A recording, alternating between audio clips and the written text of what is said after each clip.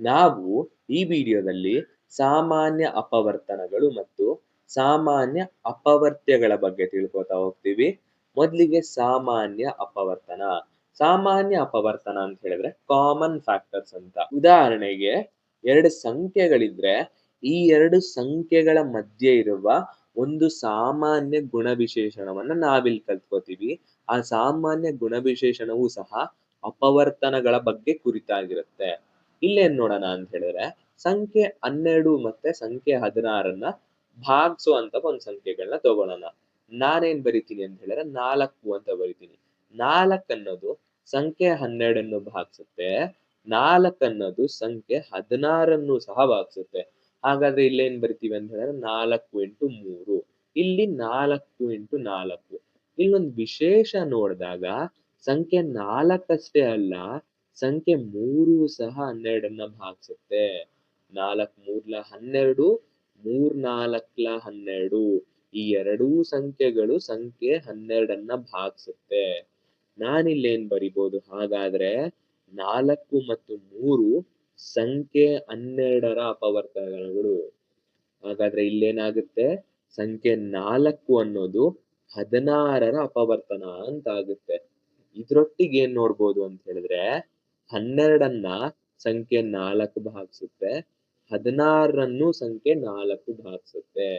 ಇಲ್ಲಿ ಸಂಖ್ಯೆ 4 ಅನ್ನೋದು ಈ ಎರಡೂ ಸಂಖ್ಯೆಯ ಅಪವರ್ತನ ಆಗಿರೋದ್ರಿಂದ ಸಂಖ್ಯೆ 4ನ್ನು 12 ಮತ್ತು 16ರ ಸಾಮಾನ್ಯ ಅಪವರ್ತನ ಅಂತ ಹೇಳ್ಬೋದು. ಅಂದ್ರೆ common factors of 12 and 16 is 4 ಅಂತ ಆಗುತ್ತೆ.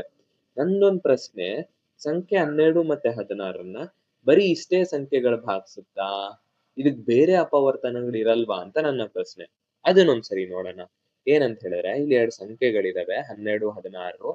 12ನ್ನ ನಾನು ಹೆಂಗ್ ಬರಿಬೋದು, 1 ಇಂಟು 12 ಅಂತ ಬರಿಬೋದು. 1 ಇಂಟು 12 ಒಂದು 12. ಅದೇ ರೀತಿ ಇನ್ನೇನ್ ಬರಿಬೋದು ಅಂದ್ರೆ ನೆಕ್ಸ್ಟ್ 2ರಿಂದ ನೋಡೋಣ. 2 6ಲ 12 ಅಂತ ಆಗುತ್ತೆ. ಮತ್ತೇನ್ ಮಾಡ್ತೀನಿ, 3ರಿಂದ ನೋಡ್ತೀನಿ. 3 ಇಂಟು 4 12. ನಂತರ 4 ಇಂಟು 3 ಸಹ 12. 6 ಇಂಟು 2 12. 12 ಇಂಟು 1 ಸಹ 12. ನಮ್ಗೆ ಯಾವ ಫ್ಯಾಕ್ಟರ್ ಸಿಗ್ತವೆ ಅಂದ್ರೆ ಯಾವ ಅಪವರ್ತನಗಳು ಸಿಗ್ತವೆ ಅಂದ್ರೆ 1 12 2 6 3 4. ನಂತರ ಇವಿಷ್ಟು ರಿಪೀಟ್ ಆಗುತ್ತೆ. ಸೊ ನಾನಿಲ್ಲಿ ಏನ್ ಬರಿಬೋದು ಅಂತ ಹೇಳಿದ್ರೆ ಬರೀ ಇವು 3ನ್ನ ಮಾತ್ರ ಬರಿಬೋದು. 1 ಇಂಟು 12 2 ಇಂಟು 6 3 ಇಂಟು 4. ಅದೇ ರೀತಿ ಸಂಖ್ಯೆ 16ಕ್ಕೆ ಏನಾಗುತ್ತೆ ಅಂತ ಹೇಳಿದ್ರೆ 1 ಇಂಟು 16, 2 ಇಂಟು 8, ನಂತರ 4 ಇಂಟು 4. ನೆಕ್ಸ್ಟ್ ಇದೇ ಸಂಖ್ಯೆಗಳು ಪುನರಾವರ್ತಿಸುತ್ತೆ ಅಂತ ಹೇಳ್ಬೋದು. ಹಾಗಾದ್ರೆ ನಾನು 12ರ ಅಪವರ್ತನಗಳು ಯಾವುದು ಅಂತ ಹೇಳಿದ್ರೆ 1 12 2 6 3 4 ಅಂತ ಹೇಳ್ಬೋದು. 12ರ ಅಪವರ್ತನಗಳು ಯಾವುದು ಅಂದ್ರೆ 1 2 3 4 6 ಮತ್ತೆ 12. ಅದೇ ರೀತಿ 16ರ ಅಪವರ್ತನ ಯಾವುದು ಅಂತ ಹೇಳಿದ್ರೆ 1 2 4 8 ಹಾಗೂ 16. ಈ ಎರಡೂ ಸಂಖ್ಯೆಗಳ ಅಪವರ್ತನಗಳನ್ನ ನೋಡಿದ್ವಿ. ಈಗ ಸಾಮಾನ್ಯವಾಗಿರೋ ಅಪವರ್ತನ ಆಗ್ಲೇ 4 ಅನ್ನೋದು ಮಾತ್ರ ಸಿಕ್ಕಿತ್ತು. ಈಗ ಯಾವ್ದನ ಸಿಗುತ್ತಾ ಅಂತ ನೋಡೋಣ. ಇಲ್ಲಿ 1 ಕಾಣಿಸ್ತಿದೆ, ಇಲ್ಲೂ ಸಹ ನಂಬರ್ 1. ಇಲ್ಲಿ ಸಂಖ್ಯೆ 2ನ್ನ ನೋಡ್ಬೋದು, ಇಲ್ಲೂ ಸಂಖ್ಯೆ 2 ಕಾಣಿಸ್ತಿದೆ, ಮತ್ತೆ ಸಂಖ್ಯೆ 4ನ್ನ ನಾವಿಲ್ಲಿ ಕಾಣ್ಬೋದು. ಹಾಗಾದ್ರೆ ಏನ್ ಬರಿಬೋದು, 1 2 ಮತ್ತೆ 4 ಅನ್ನೋದು ಸಂಖ್ಯೆ 12 ಮತ್ತು 16ರ ಸಾಮಾನ್ಯ ಅಪವರ್ತನ ಅಂತ ಹೇಳ್ಬೋದು. ಹೌದು, ನಮಗೆ 3 ಸಾಮಾನ್ಯ ಅಪವರ್ತನಗಳು ಸಿಗುತ್ತೆ ಸಂಖ್ಯೆ 12 ಮತ್ತು 16ರ ಮಧ್ಯ. ಈ ರೀತಿ ನಾವು ಸಾಮಾನ್ಯ ಅಪವರ್ತನಗಳನ್ನ ಕಂಡುಹಿಡಿತೀವಿ. ಮುಂದೆ ಸಾಮಾನ್ಯ ಅಪವರ್ತ್ಯಗಳು ಕಂಡುಹಿಡಿಬೇಕಂದ್ರೆ ಇಲ್ಲಿ ನೋಡ್ಬೋದು 1 2 4 6 12 ಮತ್ತು 3. 1 2 3 4 6 ಮತ್ತೆ 12 ಸಂಖ್ಯೆ 12ರ ಅಪವರ್ತನಗಳು ಅಂತ ಹೇಳಿದೀವಿ. ಹಾಗಾದ್ರೆ ಸಂಖ್ಯೆ 12 ಅನ್ನೋದು ಇವಿಷ್ಟು ಅಪವರ್ತನಗಳ ಒಂದು ಗುಣಕ ಅಂತ ಆಗುತ್ತೆ, ಅಥವಾ ಅದನ್ನ ನಾವು ಅಪವರ್ತ್ಯ ಅಂತ ಹೇಳ್ಬೋದು. ಸಾಮಾನ್ಯ ಅಪವರ್ತ್ಯಗಳು. ಸಾಮಾನ್ಯ ಅಪವರ್ತ್ಯಗಳಂತ ಹೇಳಿದ್ರೆ ನಮಗೆ ಗೊತ್ತಿರೋದೇ ಅಲ್ವಾ, ನಾವು ಯಾವ ಸಂಖ್ಯೆಗಳನ್ನ ತಗೋತೀವೋ, ಉದಾಹರಣೆಗೆ 5, 3, 8ನ್ನ ನಾನು ತಗೊಂಡಿದ್ದೀನಿ. ಈ ಸಂಖ್ಯೆಗಳನ್ನ ಯಾವುದೇ ಸ್ವಾಭಾವಿಕ ಸಂಖ್ಯೆಯಿಂದ ಗುಣಿಸ್ತೀನಲ್ವಾ, ಆ ಉತ್ತರನ ನಾನು ಅಪವರ್ತ್ಯ ಅಂತ ಹೇಳ್ತೀನಿ. ಈ ಮೂರರಲ್ಲಿ ಸಾಮಾನ್ಯವಾಗಿರೋದನ್ನ ಸಾಮಾನ್ಯ ಅಪವರ್ತ್ಯ ಅಂತ ಹೇಳ್ತೀನಿ. ನೋಡೋಣ. 5ನ್ನ ಒಂದರೊಟ್ಟಿಗೆ ಗುಣಿಸಿದ್ರೆ 5 ಅಂತ ಸಿಗುತ್ತೆ. ಅದೇ ರೀತಿ 5ನ್ನ ಎರಡರೊಟ್ಟಿಗೆ ಗುಣಿಸಿದಾಗ 10 ಅಂತ ಸಿಗುತ್ತೆ. 5ನ್ನ 13 ಒಟ್ಟಿಗೆ ಗುಣಿಸಿದಾಗ 65 ಅಂತ ಸಿಗುತ್ತೆ. ಇವೆಲ್ಲ 5ರ ಅಪವರ್ತ್ಯ ಅಥವಾ 5ರ ಗುಣಕಗಳು ಅಂತ ಹೇಳ್ಬೋದು. ಅದೇ ರೀತಿ ಮುಂದಿನದ್ ನೋಡೋಣ. 3 × 2, 3 × 4, 3 × 3, 8 × 5 40 ಅಂತ ಬಂತು. ಇಲ್ಲಿ ನೋಡಿದಾಗ ಇದು ನೋಡೋದಕ್ಕೆ ಮಗ್ಗೀಲ್ ಯಾವುದೋ ಒಂದು ಪಾರ್ಟ್ ಅಂತ ಹೇಳಬಹುದು. ಇದನ್ನ ಅರ್ಥ ಮಾಡ್ಕೊಳ್ಳೋಣ ಅಂತ ಹೇಳಿದ್ರೆ, ಸಾಮಾನ್ಯ ಅಪವರ್ತ್ಯಗಳನ್ನ ಕಂಡುಹಿಡಿಯಕ್ಕೆ ಯಾವುದೇ ಎರಡು ಸಂಖ್ಯೆನ ಗುಣಿಸ್ಬೇಕು ಅಂತ ಹೇಳಿದ್ವಿ. ಈಗ 3 ಮತ್ತು 8ರ ಸಾಮಾನ್ಯ ಅಪವರ್ತನ ಕಂಡುಹಿಡೀರಿ ಅಂತ ಹೇಳಿದ್ರೆ ಇಲ್ಲೇ ಸಿಕ್ಬಿಡುತ್ತೆ. 8 × 3 ಅನ್ನೋದು ಎಷ್ಟು? 24 ಅಂತ.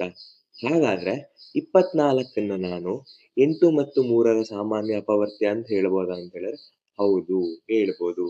24ರ ಗುಣಕಗಳು ಸಹ ಅಂದ್ರೆ ಒಂದು 24ರ ಮಗ್ಗಿ 48, ನಂತರ 72, ಇವುಗಳು ಸಹ 8 ಮತ್ತೆ 3ರ ಸಾಮಾನ್ಯ ಅಪವರ್ತ್ಯಗಳು ಅಂತ ಆಗುತ್ತೆ. ಇನ್ನೊಂದು ಪ್ರಶ್ನೆ, 5, 3, 8 ಈ ಮೂರು ಸಂಖ್ಯೆಯ ಸಾಮಾನ್ಯ ಅಪವರ್ತ್ಯ ಯಾವುದು ಅಥವಾ ಗುಣಕ ಯಾವುದು ಅಂತ ಹೇಳಿದ್ರೆ ನಾವೇನ್ ಮಾಡ್ಬೇಕು? 5ನ್ನ 3ರೊಟ್ಟಿಗೆ ಗುಣಿಸ್ಬೇಕು, ನಂತರ 8ರೊಟ್ಟಿಗೆ. 5 3 15, 15 8 120 ಅಂತ ಆಗುತ್ತೆ. ಈಗ 120, 240, 360 ಇವೇನಿದೆಯೋ ಇವೆಲ್ಲ 5, 3, 8ರ ಸಾಮಾನ್ಯ ಅಪವರ್ತ್ಯ ಅಂತ ಆಗುತ್ತೆ. ಇದೇ ರೀತಿ ನಾವು ಸಾಮಾನ್ಯ ಅಪವರ್ತ್ಯಗಳನ್ನ ಕಂಡುಹಿಡಿತಾ ಹೋಗ್ತೀವಿ. ಮತ್ತೊಂದು ವಿಶೇಷವಾಗಿರ್ತಕ್ಕಂಥ ವಿಷಯ ಸಹ ಅವಿಭಾಜ್ಯ ಸಂಖ್ಯೆಗಳು. ಇದನ್ನ ಕೋಪ್ರೈಮ್ ಅಂತಾನೂ ನಾವು ಕರಿತೀವಿ. ಇದರ ವಿಶೇಷತೆ ಏನು ಅಂತ ಹೇಳಿದ್ರೆ, ಯಾವುದೇ ಎರಡು ಸಂಖ್ಯೆಗಳ ಮಧ್ಯೆ ಸಂಖ್ಯೆ 1 ಅನ್ನೋದು ಮಾತ್ರ ಸಾಮಾನ್ಯ ಅಪವರ್ತನ ಆಗಿರುತ್ತೆ. ಇದು ಬಿಟ್ಟು ಬೇರೆ ಯಾವುದೇ ಸಾಮಾನ್ಯ ಅಪವರ್ತನ ಸಿಗೋದಿಲ್ಲ. ಉದಾಹರಣೆ 3 ಅಂತ ಇರುತ್ತೆ ಅನ್ಕೊಳ್ಳಿ.